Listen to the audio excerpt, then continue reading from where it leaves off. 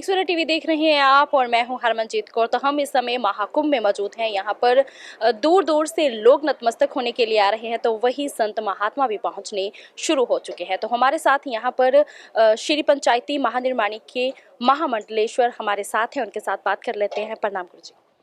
हरिओम। सभी को हमारी तरफ से शुभकामनाएं और इस दिव्य कुंभ में आने के लिए निमंत्रण है। आप सब आइए। मैं महामंडलेश्वर स्वामी अभयानंद सरस्वती श्री पंचायती अखाड़ा महानिर्वाणी से हूँ। इस कुंभ में हम भी आए हैं। अभी 2 तारीख को हमारे अखाड़े का छावनी प्रवेश हुआ, नगर प्रवेश हुआ और आज से अब हमारा कुंभ प्रारंभ हो गया है। कुंभ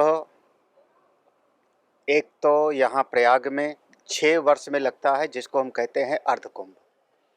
12 वर्ष में जो कुंभ लगता है उसको हम कहते हैं पूर्ण कुंभ। और कभी कभी जिस समय समुद्र मंथन हुआ था और कलश, अमृत कलश निकला था, फिर उसको लेके भागे थे, तो वो छीना झपटी में 4 जगह पर कलश छलक गया था। नासिक में, उज्जैन में, प्रयाग में और हरिद्वार में। तो वहाँ कुंभ लगता है। तो जिस समय यहाँ प्रयाग में वो कलश से अमृत छलका, तो वो जो दिन था, जो मुहूर्त था, जो घड़ी थी, नक्षत्र था, वही नक्षत्र जब पुनः आ जाता है दिन, तब उसको हम कहते हैं महाकुंभ। तो जिसको बार बार टीवी में आप लोग दिखा रहे हो कि सैकड़ों वर्ष के बाद ये आया हुआ है, तो ये ऐसा एक संयोग है जिसका बहुत पुण्य है। इस महाकुंभ में यहाँ 3 नदियों का संगम है। माँ भगवती गंगा जी, जमुना जी और सरस्वती जी, जो अदृश्य रूप से हैं। गंगा जी हमारी भक्ति की प्रतीक हैं, जमुना जी हमारे कर्म योग की प्रतीक हैं, सरस्वती माँ हमारे ज्ञान की प्रतीक हैं। तीनों नदियों का जहाँ संगम होता है वो दिव्य स्थान है, संगम कहते हैं। जिसके जीवन में कर्म, भक्ति, ज्ञान तीनों आके समा जावे, उसको अमृतत्व की प्राप्ति होती है। विद्या अमृतमश्नुते, ज्ञान से अमृतत्व की प्राप्ति होती है। अब यहाँ 1 महीने तक संत लोग निवास करेंगे, उनका शास्त्र का चिंतन होगा, कहीं पर यज्ञ हो रहा होगा, कहीं पर योग की साधना होगी, कहीं पर अन्नदान हो रहा है, भंडारे चल रहे हैं। और इस तरीके से इसमें सबको सम्मिलित होना चाहिए। इससे पुण्य भी मिलेगा, यह लोक भी आपका बनेगा, परलोक भी बनेगा।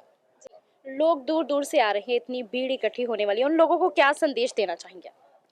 इस कुंभ में जब आप लोग आए हैं, तो मेरा पहला संदेश तो ये होगा कि आप सभी लोग पिकनिक मनाने की दृष्टि से ना आए। कम से कम मन के भीतर तीर्थ क्षेत्र में जा रहे हैं, पुण्य अर्जन के लिए जा रहे हैं, श्रद्धा से हृदय भर करके तब आवें। आजकल जो है जहाँ कहीं भी देखो हर आदमी सेल्फी लेने के लिए तैयार होता है। अरे आप गंगा जी में स्नान करते समय आप भगवान के मंत्र का जाप करो, आप संतों का दर्शन करो। संतों का दर्शन नहीं पाता लोग, आदमी जो है संतों के साथ बैठ के चर्चा नहीं करेगा, कहेगा महाराज आपके साथ एक सेल्फी ले लूँ, तो उससे आपको उतना पुण्य का अर्जन नहीं होगा। तो पहली चीज़ है तीर्थ की भावना से आओ। इस तीर्थ स्थान में कम से कम शराब, मांस, मदिरा, इनका सबका वर्जन तो पक्का होना चाहिए। कोई इसको ना खाए ना खिलाए, कम से कम 1 महीने तक, जब तक हमारा कुंभ का रहेगा। और अगर संभव हो तो किसी से लड़ाई ना करे, झगड़ा ना करे। जितना ज़्यादा हो सके संतों का दर्शन, पवित्र नदी में स्नान, हनुमान जी का दर्शन, अक्षय वट का दर्शन करे, उसका जीवन धन्य हो जाएगा। जो लोग आते हैं यहाँ पर, एक बात और बता दें, सभी स्थान के कुल देवता माने जाते हैं। तो यहाँ प्रयाग के कुल देवी हैं जिनका नाम है अलोपी मैया, और प्रयाग के कुल देवता हैं जिनका नाम है बेनी माधव। तो वो माँ भगवती आलोपी और बेनी माधव जी का दर्शन जरूर करके जावें, तब पूरा पुण्य प्राप्त होता है। कैमरामैन राजवीर के साथ मैं हरमनजीत कौर, दैनिक सवेरा टीवी, प्रयागराज।